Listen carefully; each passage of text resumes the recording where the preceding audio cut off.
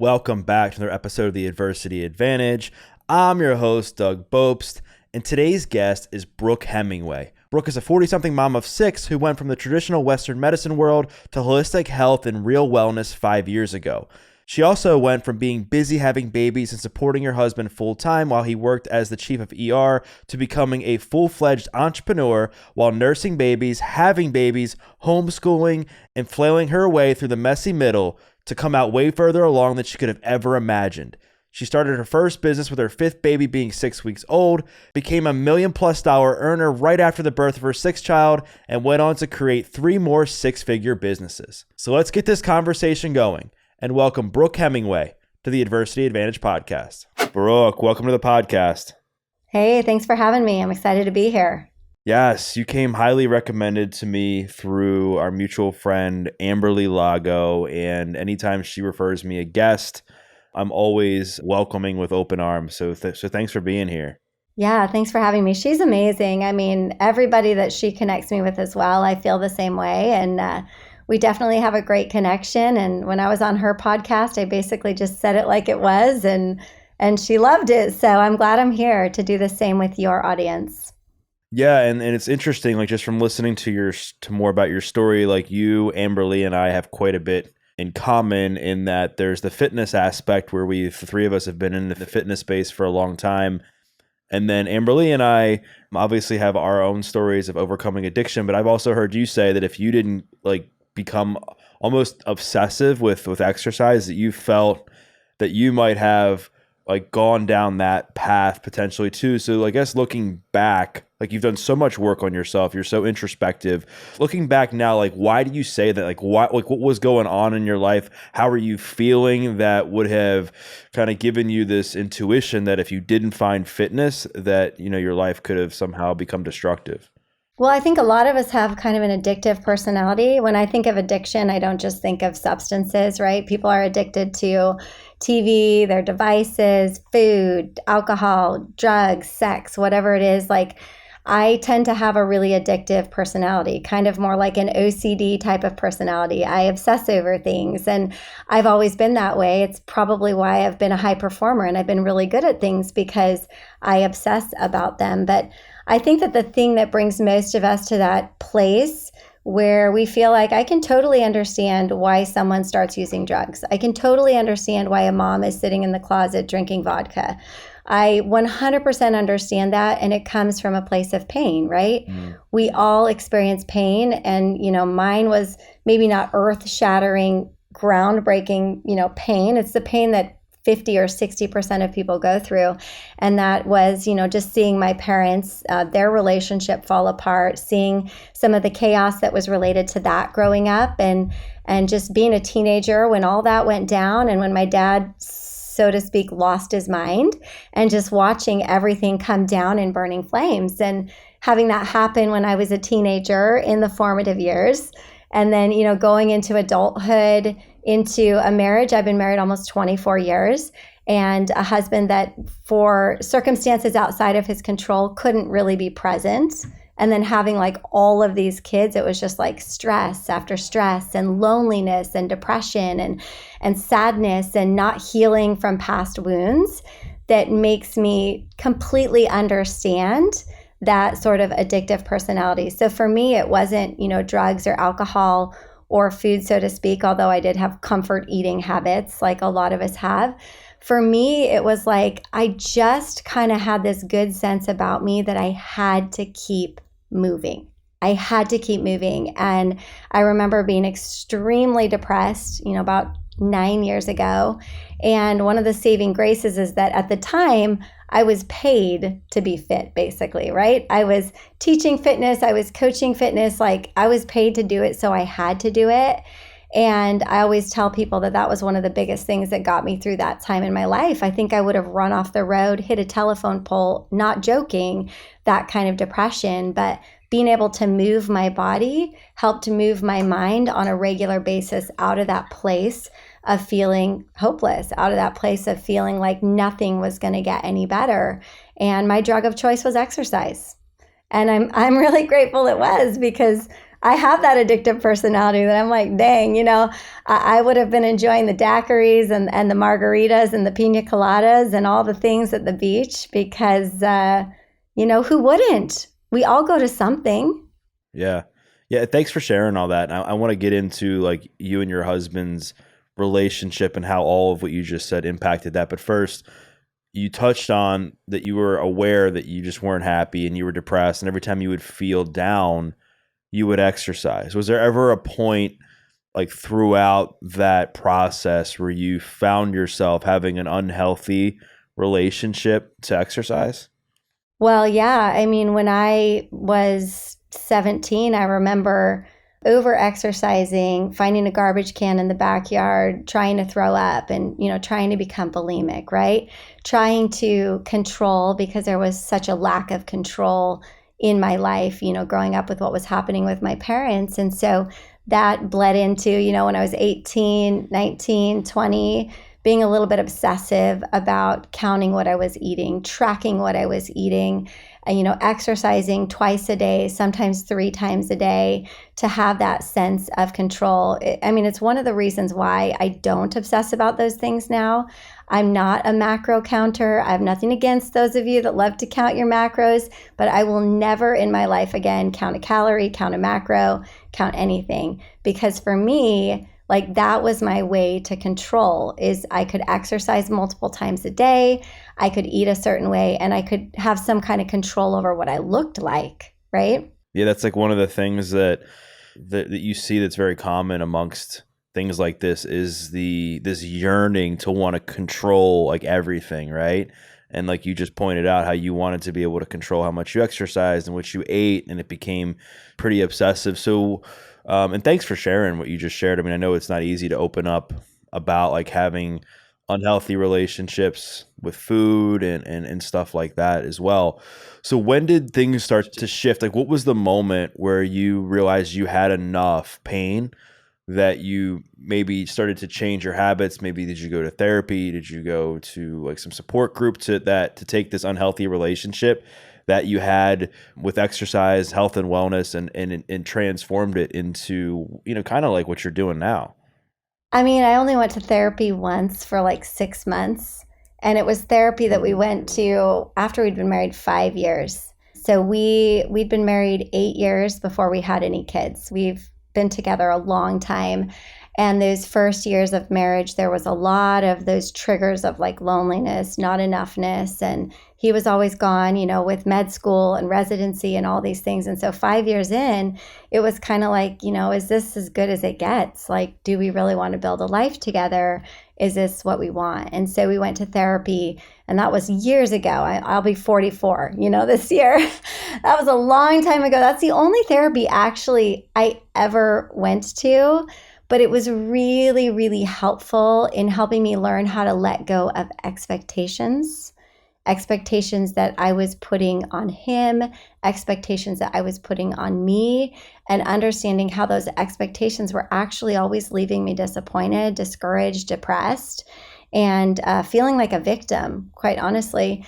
And so that's the only therapy I did. And it's kind of for me been like this 15, 20-year journey of sort of growing up.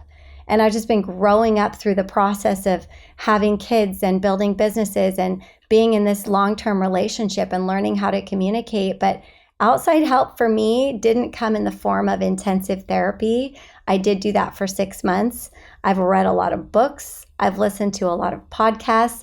And I tell people like my exercise, whether it's hiking for an hour or two or going for a long run or whatever it is, like that's therapy to me. When I do that, that's when I think, that's when I talk to God, that's when I cry, that's when I get it all out. I'm a very physical, like visceral, kind of gotta feel it kind of a person. So I get my best healing from movement. Movement was a part of my healing. And yes, I had some tools from therapy, but aside from that, the last 6, 7 years specifically, I've had coaches. I've gone to masterminds. I've done different types of coaching to deal with, trauma and things that I experienced, disappointment. But I feel like it's a process of being patient with yourself and just realizing like, hey, I never quit on a bad day. I don't quit in a bad season. I don't quit because I'm not getting along with my husband. I don't quit because my business isn't fun right now. It's like, I have this built in, like, I'm not a quitter. And so it hasn't been pretty necessarily the whole time, but I've figured it out because I stick with it. I stick with me. I stick with the process. I stick with the relationship. I stick with the business. I stick with my body. I mean, having 6 freaking babies, all single births, and every single time getting myself back into shape, like, I stick with me. The process of healing was just deciding to stick with me and trust myself and keep working on me and not give up. Yeah, gosh, there's a lot there to unpack. And I guess what's fascinating to me is not just what you share, but like what we haven't really touched on is that you've built several like very, very successful businesses. Like I'm talking like 7-figure businesses, right?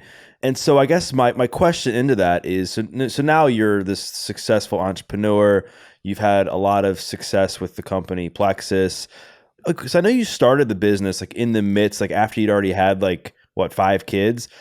Was this out of fear in that you mentioned that, you know, you watched your parents have this dysfunctional relationship, and then early on in your marriage, you experienced loneliness. Your husband was away at med school. Was this business like started out of a means of insecurity, meaning like you really had to like build something on your own in case something happened with him? No, not at all. Actually, I think for a lot of women it is, and there probably was an aspect of me. I've always been very independent. Like that's just I mean I fist punched like the head football player in high school because he was bullying my brother. You know, like that's my personality. Is I'm 5'1", 115 pounds, like all 115 pounds of me, walking up to the football player. I'm kind of like, you don't mess with me.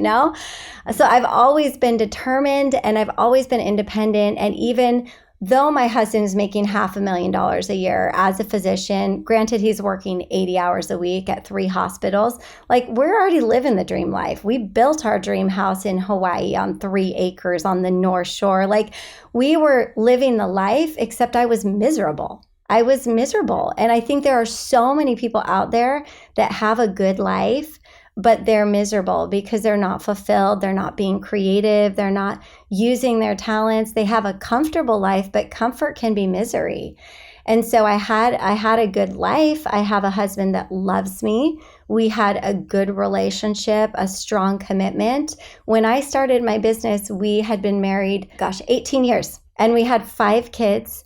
And I think, honestly, there were a couple of catalysts for me deciding at, almost 40 years of age with all these humans in my care that were young, that I was going to step into entrepreneurship. I think the first thing was that I wanted to have meaning in my life. I wanted to have meaning. And Viktor Frankl says that people desire meaning, right? We know that there's 2 theories, like people want to avoid pain and they seek pleasure. That's one reason for doing things. And obviously that is a motivator in some ways for me. But the initial motivator for me was I wanted to have meaning. And he says that men and women are searching for meaning. And while I had these great humans and I love them and they're like the most important people in my life, I wasn't feeling fulfilled as far as meaning. And I thought, you know what, if I can find something that can help people, I can feel like I have a purpose. I can feel like I have meaning and contribution. And Tony Robbins talks about this, right? Like we have our basic desires and needs, and mine is really high for contribution and impact. So that's why I started it. But I also know there was an aspect of me that, is a realist. Like nobody should ever be 100% dependent on somebody else financially, not a man or a woman. Nobody should ever 100% be dependent and have to worry, what if they become disabled? What if they have a mental health crisis? What if they have cancer? What if they have 20 girlfriends? You just never know. Like, it's not a place that I ever want to be in. And it's not a place that I think anybody should be in, because that's a place of disempowerment, not from a place of angry feminism, but in a place like, hey, let's get real. What if something happens? And I always worked a little bit I worked very part-time as an ICU nurse. Like, when I was having those babies, and I worked in fitness, but you and I both know there's like almost no money in being a personal trainer and like doing that kind of stuff. So I was making a little bit of money, but I wasn't making real money. But I always had my foot in the door for something because I felt like it's just wisdom to have an income of your own. So it was the combination of those two things that drove me to decide to do something other than being a mom. Right, right. And I think some people might say, looking at you now, like it's easy for you to talk about it in this context now because you have kind of achieved success in business and you've come out on the other side. I want to go back like in the early days of this because I can imagine like you got your husband who's working, you got 5 kids, you're like still trying to heal from stuff in your past. Like what did the day-to-day like look like early? And I'm talking like the first few weeks, first few months of building this business. Like give me the details. Like how did you schedule your day? Like how did you take care of your kids? Like what did that all look like? It was a mess. Like it was a mess. I remember it so vividly. Like I'm not so far removed or so erudite and successful that I don't remember the woman that was nursing a baby, stirring the pot at the stove, and leading a Zoom call. Like this is no joke. Like this is what I did. I would be on Zooms, I'd be making dinner, and I'd be nursing a baby, and you'd see a little hand like come up into the camera. Yeah, that was the hand of my like 6-month-old or my 3-month-old. It was me, like literally, I was a hustler. Like I didn't have help. I didn't have a nanny. I didn't have my mom that lived down the street. I didn't have a house cleaner. I still don't have any of those things. Like it's not the kind of life we live on Kauai or wherever we are. It doesn't lend itself to that. I've just never had that. So it was me alone with all these humans. Somebody had to feed them. Somebody had to change the diapers. Somebody had to do the dishes. That was me. And so it was sometimes early mornings, or it was waking up with a baby, grabbing my phone, doing some work, dictating stuff while I'm feeding a human and keeping it alive. And then getting up at 6:30 to get the other little ones ready to go to school, and having a toddler and a baby home, and setting up a little play space like next to my computer with all their little toys. And I'd be like, Mommy's just gonna do a little work. And I'd just be like hustling it there on the computer, getting everything done and doing nap times and juggling food. Like it was literally all on me. I think you can picture what this looked like. I mean, it was messy. The house didn't look perfect. And the thing that was really a shift is that we had lived, pretty traditionally, in that, we had this sort of agreement that we didn't make this agreement, but I think people just fall into patterns in their relationships, and you fall into agreements to where like I always did the grocery shopping, I cooked the food, I made sure the kids were taken care of, the house was cleaned up. It was very traditional, not because my husband's like a pig or expected me to do that, but that's just what I was doing. And so when I started having a business, some of those things started to fall through the cracks. Like he'd come home and the house wasn't really clean, or we'd eat dinner later, or I'd put on a movie so I could finish a Zoom call and then we'd have dinner an hour later. Like I had to just make it work. And it was messy and it was freaking amazing. And I look back at that person and I'm like, dang, like you had some grit, because most people are not willing to do that. Most people are like, my poor kids. They're suffering, like they're going to be so wounded. They're going to think I don't love them. And my husband is going to be upset because the house isn't clean. And like, they're just not willing to have some chaos and some disorder. And I was willing to have some chaos. I understood like, hey, this isn't going to be pretty. So my day started early. I'd be up in the middle of the night. Kids would have to go to bed by 8. And from 8 to midnight, when my husband would get home, or 8 to 11, I had this whole list and I would just run down that list. And my productive time was like 8 to 11 or 8 to 12. That's literally that's what my life looked like. It was business mixed in with momming, mixed in with diapers, school plays, like all the traditional stuff with me building $1 million business. It was insane. And I'm so glad I did it. Like, yeah. Absolutely. Yeah. I mean, I'm sure. I mean, kudos to you for doing all that, and you should be really proud of yourself. And obviously, you have this life now where you're able to live, a bit more comfortably and have a schedule that really aligns with where you want to be at in all areas of your life. I want to go back to something that you said a few minutes ago, and it was talking about how there's just people who maybe aren't willing to make the sacrifices even in their marriage, or sacrifices with their kids, and say, I got to put my kids first. I could be wrong, but I know when you first started that wasn't how you were thinking. I would have to imagine that initially you struggled with some mom guilt. You're probably stressed out of your mind. I can imagine there was some tension between you and your husband if you weren't spending as much time together in a relationship that was already like having some troubles off and on at that time. So like, what was that like? How was your mental health during those early stages of this process? And how did you like transform your relationship with mom guilt? How did you transform your relationship with codependency so that you could get to a place where you put yourself first and could be like super efficient and productive with the things you needed to do for your business? I mean, that's a big question. There's a couple facets to it. I think it was a process, and I think it required a lot of patience. And I think the number one thing that we did have, for example, in our relationship is we had commitment. We were committed to each other, right? We are those type of people. Like some people just aren't committed, right? But we're committed. And there came a point about 2.5 years into my business where I was juggling everything. I was doing everything. That picture I just described for you, like that was my life. I would be up working at 6. I would go to bed at midnight. I would do the kid stuff, work throughout the day. It was like I was all in, great growth, incredible business, lots of income, not a lot of connection between my husband and I. Not just my fault, right? He was gone working a lot, but also I was gone somewhere else.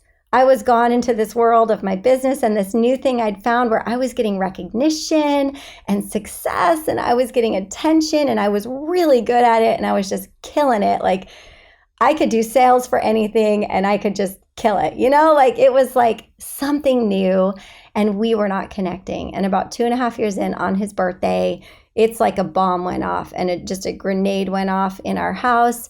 And we had this argument where he basically said, I'll take the kids and you can have your effing business. And my husband does not cuss. Okay. We're not really cussers. He never swears. It's not a thing, but he used the real word. And I was like, oh, like should have been a wake up call for me, because I'd pushed him to that point and the disconnection was so obvious. But I was standing there holding our baby that was maybe 9 months old, and I felt nothing. Like absolutely nothing. I wasn't sad that he said that. I wasn't mad that he said that. I was just totally numb. Like totally numb, because I'd covered up so much pain by trying to achieve and accomplish, like a lot of people do, right? Trying to have some kind of cover up for my loneliness and the things that I was feeling. And I had just numbed myself out with work. And so he did take the kids, went to the beach. And when he came back, we had a discussion. I remember exactly where I was sitting in the rocker with the baby. And I said, first of all, if you decide to leave, you'll never have the kids and I will take everything. Like I was like, let's just lay the ground rule, okay? You're bringing yourself back to the old school days where you are like beating up the bully or whatever, right? Dude, I was like, like you don't say that to me. Like, okay. But then I said, Right. Second of all, you're right. Yeah. You're right. Like there's a problem and we need to work on it. And so we didn't go to therapy. We just started taking time to take walks and talk, or 30 minutes at the end of the day to have eye contact and talk, because we weren't even doing that. And I started working on myself. I knew I couldn't change him. He couldn't change me. So I just started working on myself.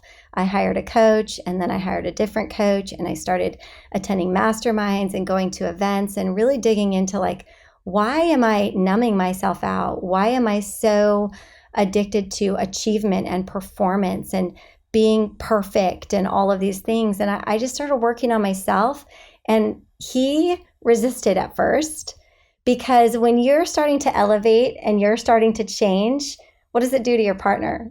it makes them really uncomfortable. Like it brings right. up the fear. Like they start to be afraid, like, oh my gosh, she's changing. Like I need to cling on to her. I need to pull her closer. Like I want her to stay the same. And so he resisted at first, but I persisted. And I remember one day also saying to him, like, I love you, but I'm not responsible for your happiness. I can contribute to your happiness, but I'm not responsible for it. And so I just have to work on me. And I just need you to be patient with me. And so many times I repeated that phrase in relationship with him. Is like, if he would get frustrated that I was on a call too late, or I had worked a little too long, or I'd broken our commitment to go for a walk or talk or go on a date, because that would happen. It's not like you change from one day to the next and like everything's perfect. It's a process. And when he'd get frustrated, I didn't meet him with fire. You can't meet fire with fire. I met him with, I know, I'm working on it. I need you to be patient with me. And I was saying that to him, but I also was saying it to myself, because you always know what your problems are. You don't need anybody to tell you what you need to do, because if you get honest with yourself, you know what your problems are. And I needed to be patient with myself. And so, that was a good 6 months of navigating that. And then he decided as well, he started to ask me, hey, what's that you're reading? What are you listening to? Because I don't believe that you tell somebody like, hey, you need to read this book, you need to listen to this podcast. They're going to act like a teenager and rebel. So I just did my thing, worked on myself, and he started to come along. And we both evolved so much and grown so much that we were able to pull out of that pain cycle and able to come into a deeper connection, a richer love, a greater respect. Like my husband is my biggest fan now. Like every time I go to do anything, he's like, you're going to crush it. Go crush it. Like that's like literally what he says. And he's just cheering me on. But it wasn't like that 4.5 years ago. We had to fight for that. It's really easy to give up. It's really easy to throw in the towel. It's really easy to be like, you need to respect me. You need to support me. You need to love me. Like I'm empowered. Like, yeah, I mean, you can do that, but how's that going to work for you? Keeping my family and my relationship and the man that I love and have a history with together was more important than me always being right, me being angry if I didn't feel supported. And so we both had to soften. We both had to work on it. And, that was one of the biggest challenges in my journey of going from, being this stay-at-home mom that took care of all the things to now being like the breadwinner in the house, Yeah. Yeah. I mean, relationships obviously take work and they can be tough. Throw in 6 kids, somebody who's working a lot, then somebody who's trying to build a business. I mean, I can't imagine the chaos that sometimes would occur in the relationship. I want to go back just to provide people some context. When you say you started a business, like you got involved, this is where you got involved with Plexus, right? And then you started to like sell some of their products and kind of get involved with the organization. What did the timeline look like? So from like the first day you started, like how long did it take you to find success to now like you're getting recognized? And then like what was the time like where now you're getting awards and moving up in rank to the point where you're really like making some serious money? Well, I think people look at where I am right now and they think, oh, yeah, I mean, she was a nurse, her husband's a doctor, like she just walked into this. I did not have a social media following. I had 150 Facebook friends. I was not on Instagram. I didn't even know how to tag somebody on Facebook. Like we're talking social media illiterate 6.5 years ago. I'm an introvert. I live on an island on 3 acres surrounded by roosters and horses. Like I do not have or did not have a big social circle. That was 6.5 years ago. Now I have an organization of about 30,000 people that grow a business with me. And the timeline for me was actually really fast because when I decide to do something, I decide that I'm going to master it. I'm going to learn the skills and I'm going to put the work in. So within 11 months, I was making the same income as my husband that was working full-time as a physician. So in 11 months, I grew my income to that level. Within the first 3 years, I had a 7-figure annually business. And since then, it's grown and I've expanded into other areas as a coach and events and things like that. But for me, it was really a fast track, which is not common for everybody. But I am not common. I'm very determined and I'm very purpose driven. And once I find something I love, I'm going to ride that horse hard and I'm going to do it all the way. And it's one of these things that you don't think will work out. But if you actually learn what it is, how to do it, and how to do it well, you can grow your income in such a way that you go from making $10,000 part-time as a nurse, which is what I was doing, to 500,000, then a million plus a year. So it was a pretty quick timeline, but it didn't happen because I had a large social following or because I had a sales and marketing background, right? Social sales, we see a lot of that on social media, whether you're an influencer or you're doing what I'm doing. Like, I didn't have any experience in that, but you can learn anything. You have a big, beautiful brain in your head. And if you've got Google and you're willing to read and you're willing to be coached, you can learn anything. So that was the philosophy that I took on to grow from basically nothing to surpassing my husband's income by the first year. What a story. Good for you for doing that. That's amazing. It's really cool to hear the backstory when you see things on the surface level, to kind of dig deep a little bit and understand like how this all kind of transpired. Do you think that, like, knowing what you know now about yourself and doing all this work, do you think that your addictive personality kind of served you when you started to build this business? Because it seemed like with exercise, you found meaning and purpose in that and you became obsessive. And then obviously you had a little bit of an unhealthy relationship with exercise, and then you kind of had to fix that. And then now as we're moving into talking about your business, it seems like the same kind of thing. Do you think that's exactly what it was? And then when you had that talk with your husband, you were able to kind of switch gears and have a healthier relationship with the business? Yeah, absolutely. I mean, I think that the things that we think are weaknesses of ours, like I could think that an addictive sort of obsessive personality is a weakness, but I actually think it's a superpower if used in the right way. And sometimes we hate those things about ourselves, but we have to ask ourselves, like, what good can that also produce in my life? And it's produced a lot of good.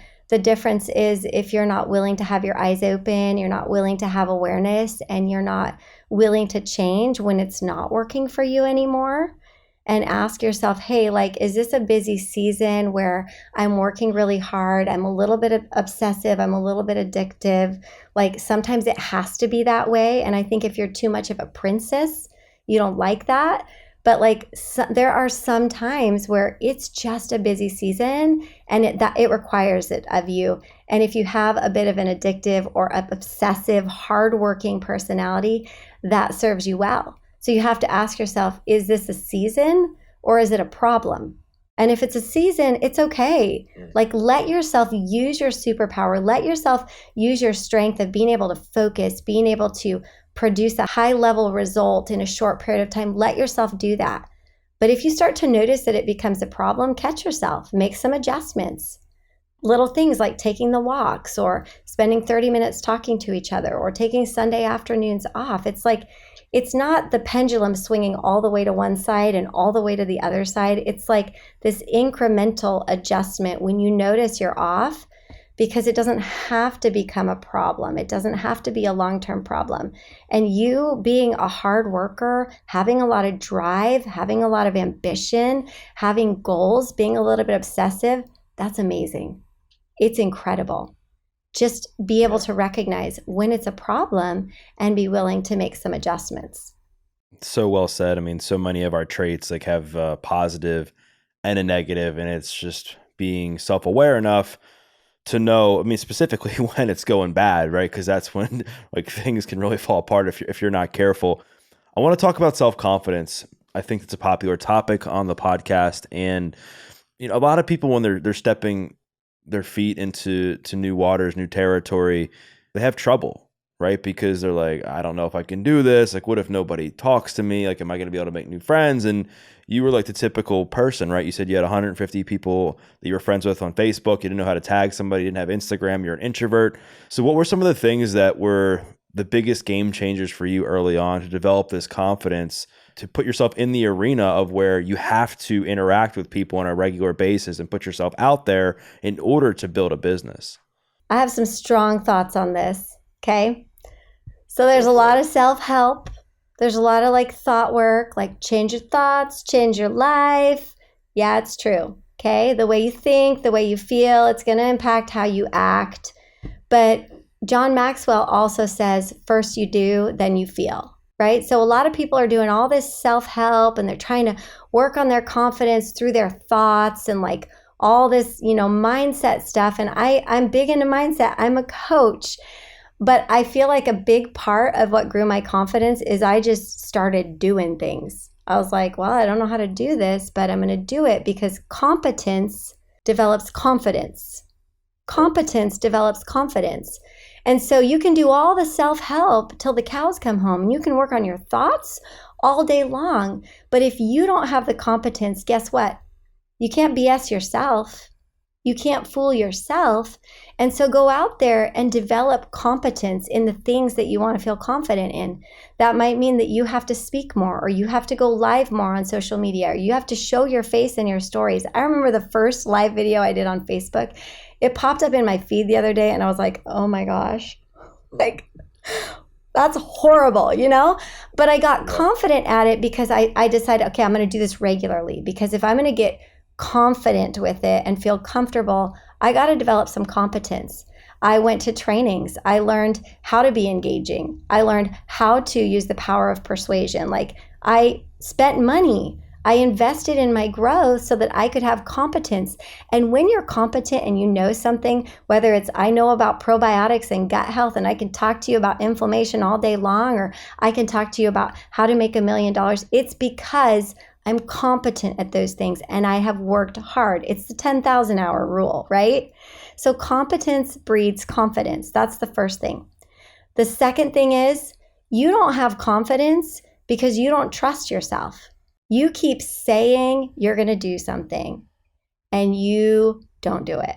You keep breaking your promises with yourself. You don't trust yourself because even the smallest thing, like I'm going to get up at 6 a.m. or I'm going to take a 30-minute walk, or I'm not going to have chocolate after 8 p.m. or whatever it is, like you continue to break these little commitments with yourself.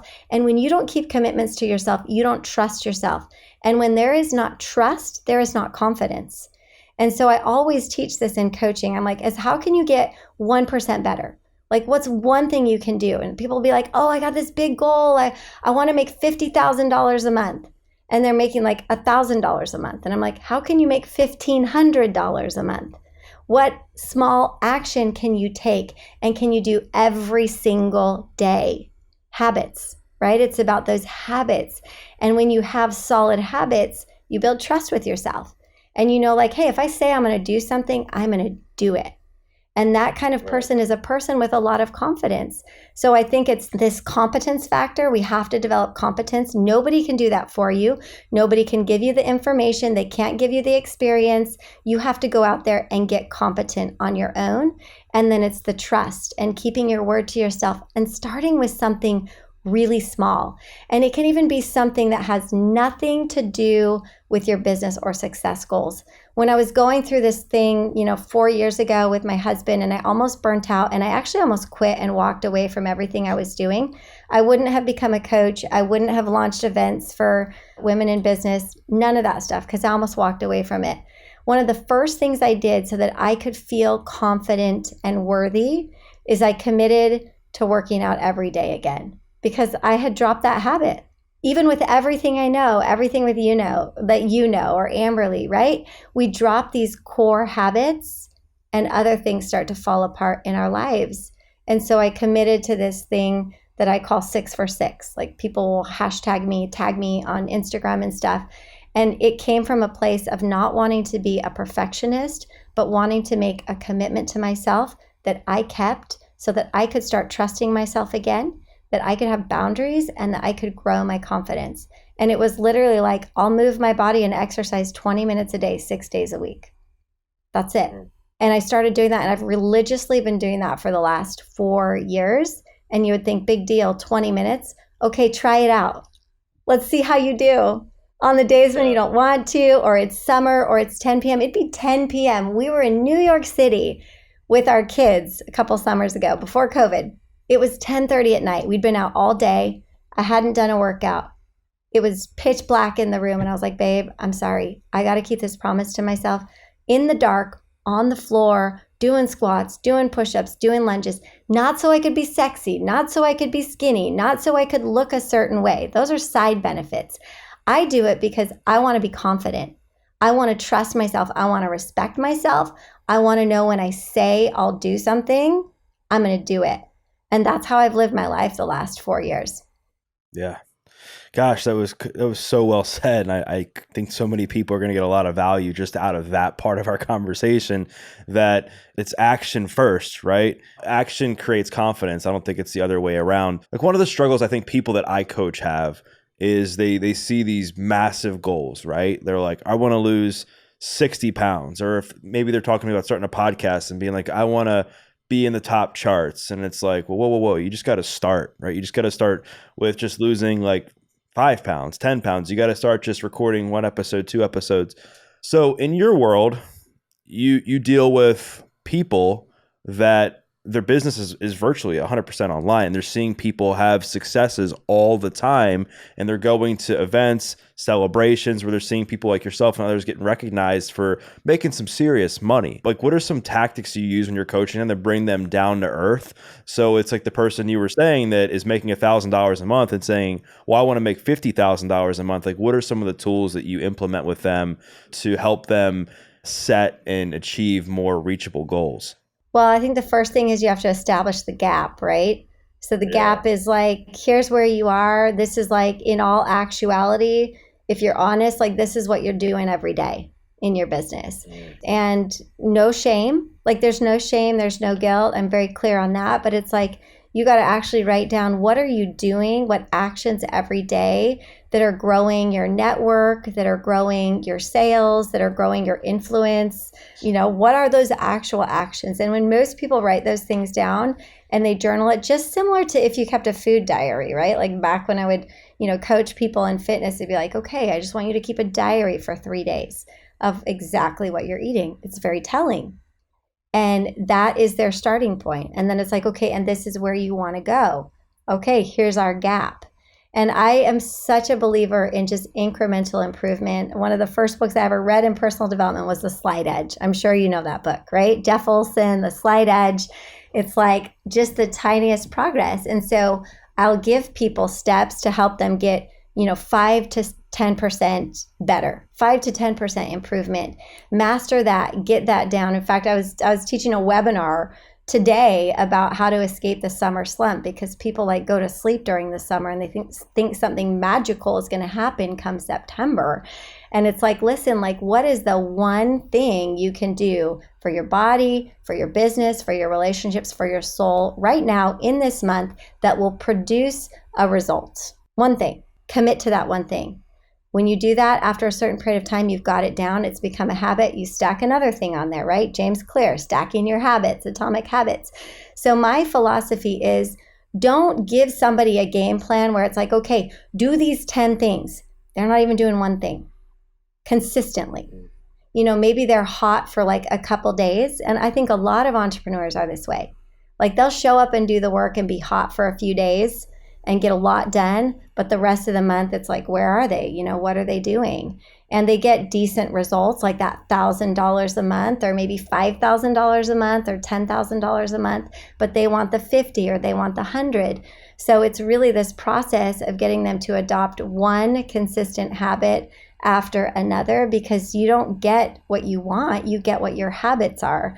So we focus a lot on habits, which could be morning routine, planning the night before, waking up and getting yourself ready. The fact that I wear earrings and get dressed every morning, that was a part of me establishing habits to respect myself and prepare my body for the day. I used to roll out a day out of bed and have my pajamas on and like not put myself together at all, even when I was making $1 million 4 years ago. And I was like, how am I showing up?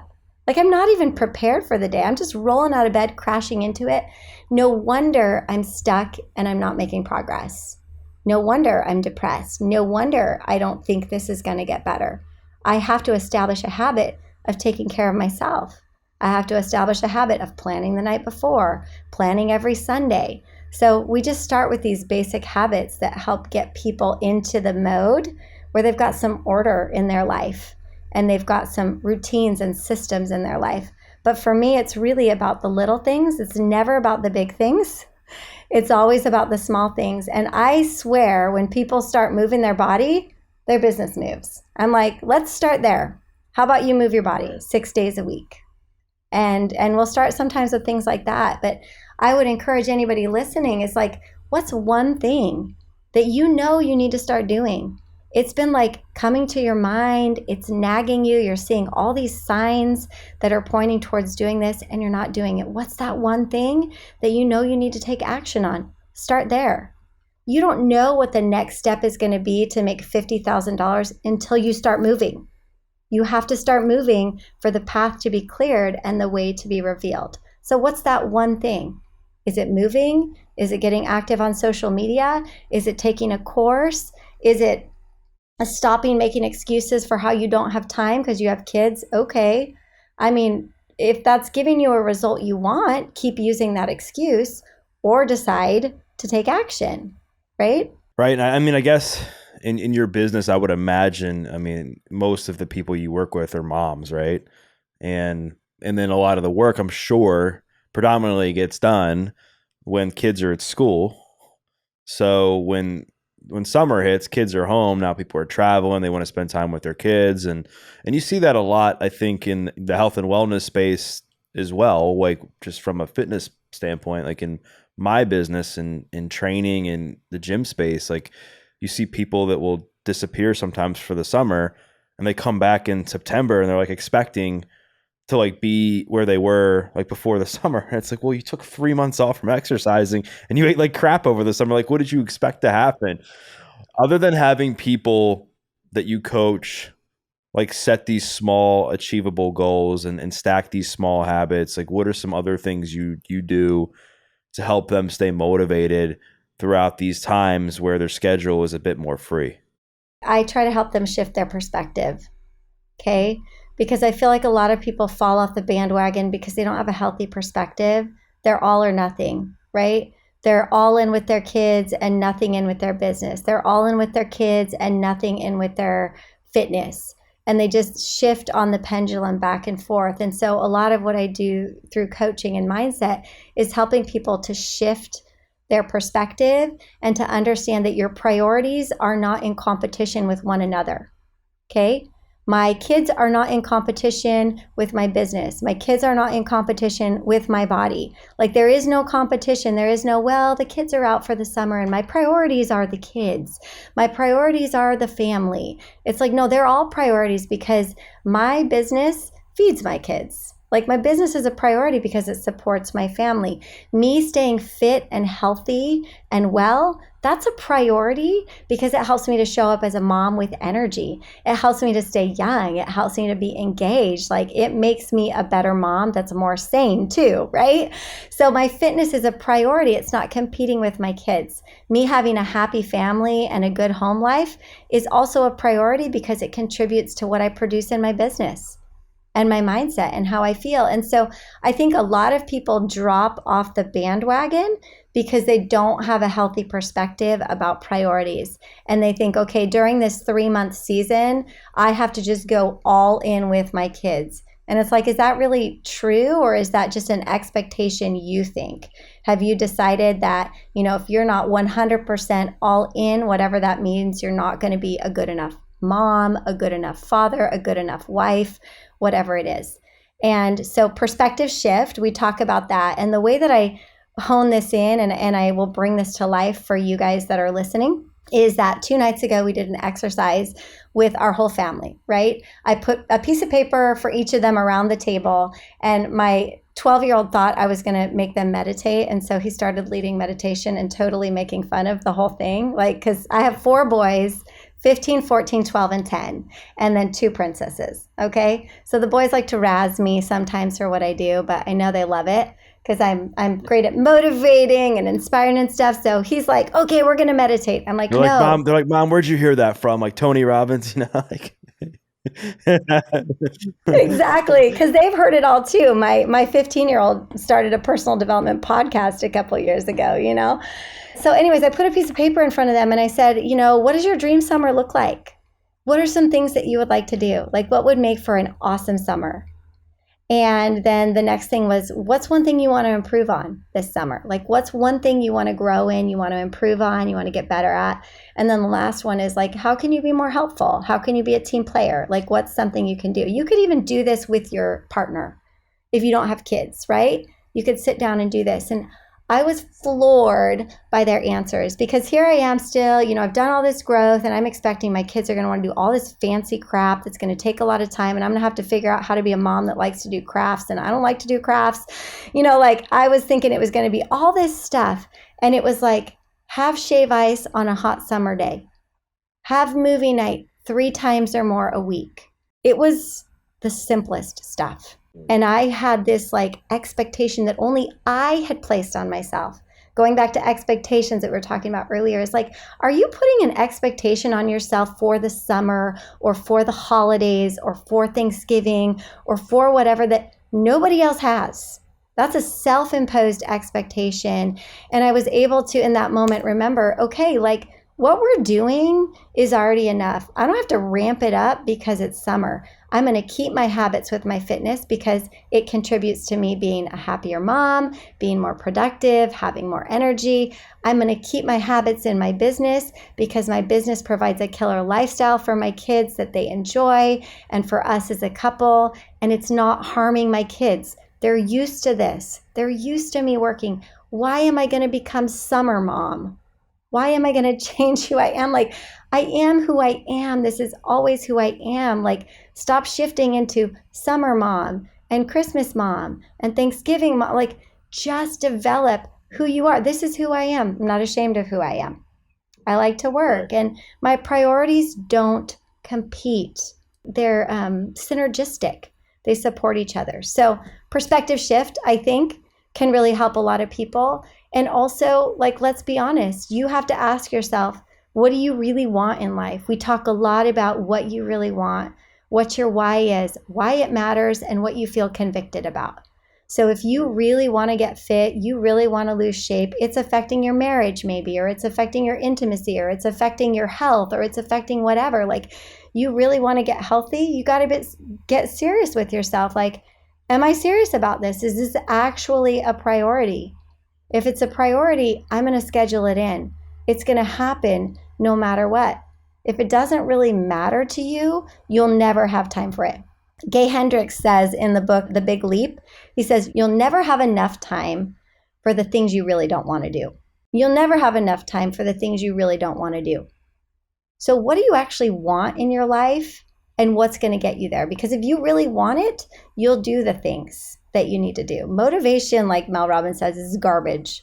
It's totally garbage. I just set it up in my schedule. I'm like, this is what I do. This is who I am. I work out. I did not want to work out this morning. It's hot. Like, I did not want to do it, but it's who I am. It's what I do. And once you get yourself into motion with whatever it is you say you want and the actions it's going to take to get there, even if you're not motivated, the motivation comes. The excitement comes. You're generating the energy. It's not coming from outside of you. It's coming from within you. So just start. Make the commitment. Hold your feet to the fire and do it, whether you feel like it or not. You'll feel like it eventually. Right.